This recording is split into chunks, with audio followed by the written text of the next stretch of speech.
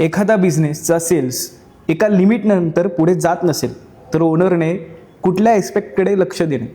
बरेच वेळा व्यवसायामध्ये प्रत्येक उद्योजकाला एक स्टॅग्नन्सी पिरियड येतो, ज्याला म्हणतो की आपण व्यवसाय तो तिथंच थांबलेला असतो, तो जास्त वाढत पण नाही किंवा तो जास्त कमी पण होत नाही, त्याला आपण स्टॅग्नन्सी लेवल म्हणतो. आणि ही स्टॅग्नन्सी लेवल ही खूप धोकादायक असते, कारण याच लेवलमध्ये उद्योजक हा साधारणपणे शांत होऊन जातो किंवा तो कुठल्याच गोष्टीची रिस्क पण घेत नाही. सो जेव्हा स्टॅग्नन्सी पिरियड येतो तेव्हा प्रत्येक उद्योजकांना खूप ॲक्टिव्ह होणं गरजेचं आहे. त्यांना नवीन ॲक्सपेक्ट्स शोधले पाहिजेत, नवीन मार्केट शोधलं पाहिजे, नवीन पद्धतीचे जे मार्केटमध्ये ज्या काही गोष्टी येत आहेत त्याच्याकडे त्यांना लक्ष दिलं पाहिजे. सोशल मीडियावरती त्यांना लक्ष दिलं पाहिजे, ॲडव्हर्टायझिंगवरती त्यांना लक्ष दिलं पाहिजे, नवीन प्रॉडक्ट्स त्यांना मार्केटमध्ये आणले पाहिजेत. अशा आणि अनेक गोष्टी या उद्योजकांना स्टॅग्नन्सी पिरियडमध्ये करणं गरजेचं आहे, कारण स्टॅग्नन्सी पिरियड नंतर जो येतो त्याला डाऊनफॉल म्हणतात आणि त्याच्यानंतर हा व्यवसाय जो आहे हा बंद पडू शकतो. सो स्टॅग्नन्सी पिरियडमध्ये प्रत्येक उद्योजकांना सर्व्हायवल लेवलवरती काम करण्यापेक्षा ग्रोथ लेवलवरती काम करणं हे जास्त गरजेचं आहे. सर, स्टाफ रिटेन्शन कसं वाढवावं? स्टाफ रिटेन्शन बेसिकली हा एक खूप मोठा इश्यू आहे की अनेक लोक सारखे सोडून जात असतात किंवा प्रत्येकाला उद्योजक हा नवीन रिक्रुटमेंट करतो, त्यांना आपण गाईड करतो, त्यांना आपण ट्रेनिंग देतो, त्यांना आपण अनेक गोष्टी शिकवतो आणि मग सगळं शिकून झाल्यानंतर हे एम्प्लॉई सोडून जात असतात. कुठल्या तरी नवीन त्यांना चांगली अपॉर्च्युनिटी मिळते म्हणून ते सोडून जातात, पगार वाढ मिळते म्हणून सोडून जातात, चांगली कंपनी मिळते म्हणून सोडून जातात. सो अशा वेळेला प्रत्येक उद्योजकांना आपल्या स्टाफकडे लक्ष देणं गरजेचं आहे आणि आपलं रिटेन्शन जे आहे हे कंट्रोल करणं गरजेचं आहे, कारण प्रत्येक वेळेला तुम्ही एक ट्रेनिंग इन्स्टिट्यूट असल्यासारखं तुम्ही तुमची कंपनी चालवू शकत नाही. सो तुमचं जे कर्मचारी आहेत त्यांना तुम्ही चांगल्या पद्धतीने त्याचा मोबदला द्या, त्यांना चांगल्या सोयी सुविधा आपण त्यांना प्रोव्हाइड करा. इन्शुरन्स असेल, त्यांचा जायचा याचा काही प्रॉब्लेम असेल, त्यांना कार प्रोव्हाइड करणं असेल, अशा गोष्टी तुम्ही करा. त्यांचं बाउंडिंग तुमच्या कंपनीमध्ये चांगलं करा. तुमच्या कंपनीबरोबर त्यांचे जे घरचे लोक आहेत त्यांच्याबरोबर छान तुम्ही रिलेशनशिप डेव्हलप करा. ही रिलेशनशिप तुमच्या पुढं खूप मदतीला येते आणि असं जर तुम्ही करत राहिलात तर तुमचा जो स्टाफ आहे हा तुमच्याकडे टिकेल आणि तुमची कंपनी कायम वाढवत राहील. सर, बिझनेसचं मोठ्या प्रमाणात वाढवायचं असेल तर फंड कसे मिळू शकतात? प्रत्येक उद्योजकाचा एक प्रॉब्लेम आहे की त्याला फंडिंग अरेंज करता येत नाही. त्याला बेसिकली तो स्टक होऊन जातो किंवा त्याला एक 2-3च वाटा माहिती आहेत. सो बँकेकडून लोन घेणं किंवा एखाद्या प्रायव्हेट व्यक्तीकडून लोन घेणं, ज्याला प्रायव्हेट फंडिंग आपण म्हणतो, असं काहीतरी करणं. पण अगदी SME IPO पासून अनेक गोष्टी आजकाल इन्व्हेस्टर खूप मार्केटमध्ये आहेत. ह्या इन्व्हेस्टरकडनं तुम्ही जाऊन त्यांना जाऊन भेटून तुमचे प्रोजेक्ट्स त्यांना सांगून इन्व्हेस्टर फंडिंग घेऊ शकता, तुम्ही IPO लॉन्च करू शकता. सो अशा अनेक माध्यमातून आणि ही सगळ्यात महत्त्वाची गोष्ट, ह्या गोष्टींमधून जर तुम्ही फंडिंग उभं केलं तर तुम्हाला मुळामध्ये व्याज पण लागत नाही. सो डायरेक्ट कॅपिटल रेज हे तुमच्या कंपनीमध्ये होऊन जातं. सो नवीन मार्ग स्वीकारणं हे सगळ्यात महत्त्वाचं आहे आणि आमच्या ट्रेनिंगमध्ये आम्ही हेच लोकांना शिकवतो की तुम्ही IPO लॉन्च करू शकता, कसं तुम्ही प्रायव्हेट फंडिंग उभं करू शकता, नवीन बँकांमध्ये तुम्ही जाऊन कशा पद्धतीनं एकदम लोएस्ट रेट ऑफ इंटरेस्टमध्ये तुम्ही काम करू शकता. गव्हर्नमेंटच्या ज्या स्कीम्स आहेत, गव्हर्नमेंट ज्या पद्धतीनं उद्योजकांना मदत करत असते त्याचा आपण कशा पद्धतीने फायदा करू शकतो. गव्हर्नमेंटच्या प्रत्येक स्कीममधून खूप छान पद्धतीनं उद्योजकाला पैसे मिळत असतात, बिनव्याजी पैसे मिळत असतात. सो अशा काही गोष्टी उद्योजकांनी कायम शोधत राहणं आणि करणं हे जास्त महत्त्वाचं आहे. मार्केटिंग बजेट किती असावं? सगळ्या उद्योजकांना एक पडलेला महत्त्वाचा प्रश्न म्हणजे मार्केटिंगचं बजेट किती असावं. सो मी असं सांगेन की जर तुमची कंपनी नवीन असेल किंवा तुमची कंपनी जुनी असेल पण तुम्ही एखादं नवीन प्रॉडक्ट कंपनीमध्ये घेऊन येत आहे, जे सेल्सच्या आपण असं म्हणू की 20-25% मार्केटिंग बजेट हे आपण ठेवलं तरी काही हरकत नाही. जर तुमचं प्रॉडक्ट जुनं झालं असेल किंवा तुमची कंपनी खूप वर्षापासून काम करत असेल तर मॅक्सिमम मी कायम उद्योजकांना सांगतो की 2-3% तुमचं मार्केटिंग बजेट हे तुम्ही ठेवलं पाहिजे. त्याच्यापेक्षा जास्त तुम्ही मार्केटिंग बजेट तुम्ही कधी ठेवू नका. आणि सगळ्यात महत्त्वाचं, त्या 2-3% मार्केटिंग बजेटमध्ये त्याचा मॅक्सिमम आउटपुट तुम्ही कसं काढताय हे शिकणं हे खूप गरजेचं आहे. आणि आम्ही मुळातच ही गोष्ट शिकवतो की 2-3% मार्केटिंग बजेटमध्ये कशा पद्धतीने तुम्ही तुमचं मार्केटिंग जो स्पेंड आहे, जी इन्व्हेस्टमेंट आहे ती तुम्ही कशी करा आणि त्याच्यातून चांगला आउटपुट तुम्ही कसा घ्या.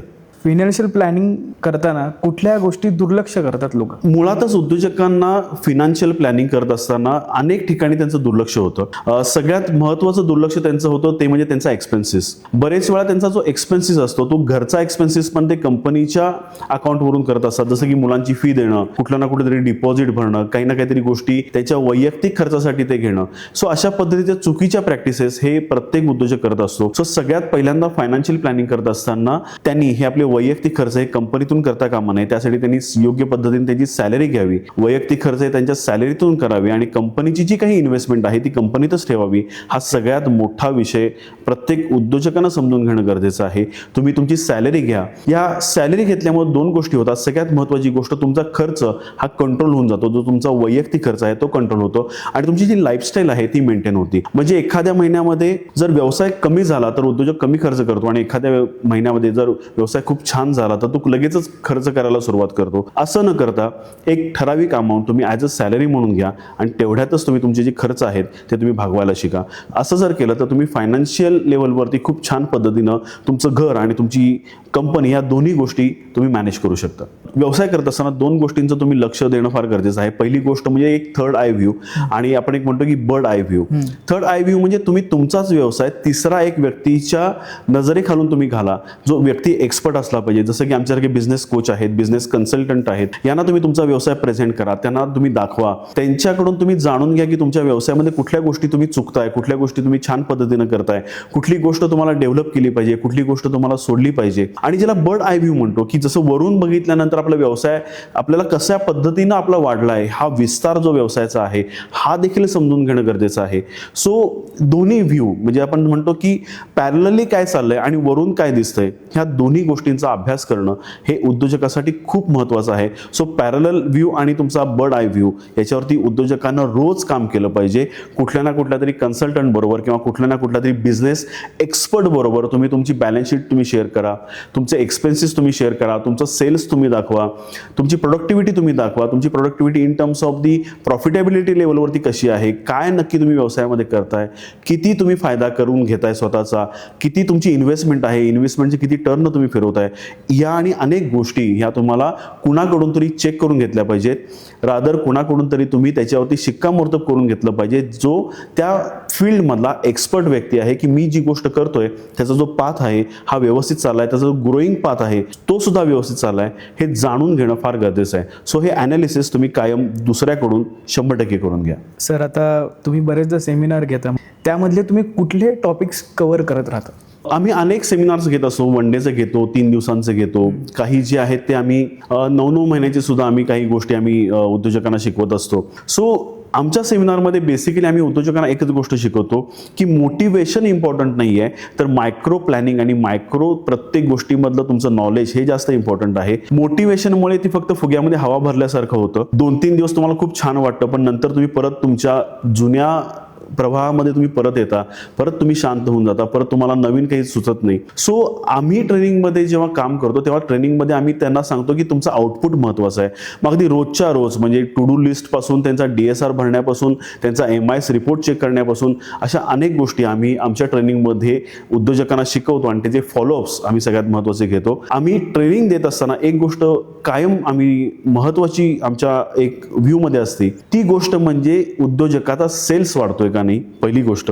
दुसरी गोष्ट उद्योजकांकडून आम्ही जाणून घेतो की त्यांचा जो काही फायनान्शियल परफॉर्मन्स आहे हा फायनान्शियल परफॉर्मन्स परफेक्टली होतोय का नाही, ते ॲडव्हर्टाइजमेंट करतायत का नाहीत, हे सुद्धा सगळ्यात जास्त महत्त्वाचं आहे. सो या 2-3 ॲस्पेक्ट्सवरती आम्ही कायमच उद्योजकांना मोटिवेट करत असतो, उद्योजकांना आम्ही कायमच सांगत असतो आणि बेसिकली आम्ही थेरॉटिकल नॉलेज आणि प्रॅक्टिकल नॉलेजवरती आम्ही जास्त भर देतो. फक्त मोटिवेट करून उपयोग नसतं, तर ॲक्च्युली आपण कुठे आहोत हे समजून घेणं गरजेचं असतं. आणि आमच्या ट्रेनिंगमधून आम्ही हेच लोकांना शिकवतो, उद्योजकांना शिकवतो की तुम्ही कशा पद्धतीनं व्यवसाय केला पाहिजे.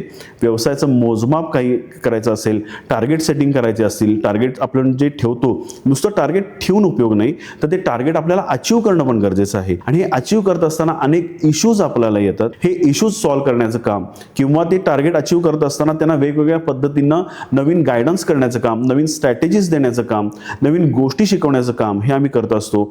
एम्प्लॉय कसे हँडल करायचे, एम्प्लॉयना कशी कामं वाटून द्यायची, त्यांचा KRA कसा सेट करायचा, त्यांच्याकडनं KPI जो सगळ्यात महत्त्वाचा भाग आहे तो आम्ही सगळ्यांकडनं भरून घेतो. परफॉर्मन्स ॲनालिसिस करतो. ह्या सगळ्या गोष्टी आम्ही उद्योजकांना आमच्या ट्रेनिंगमधून शिकवत असतो. आपलं जे सेमिनार आहे ते कुणी करावं साधारणपणे? आमचा जो सेमिनार आहे हा साधारणपणे प्रत्येक उद्योजकासाठी निश्चितच नाही आहे. जे अगदी मायक्रो उद्योजक आहेत त्यांनी खरं तर आमचा सेमिनार करण्यापेक्षा ज्यांचा टर्नओव्हर साधारणपणे 5 CRच्या वरती आहे त्यांनी आमचा सेमिनार हा करावा.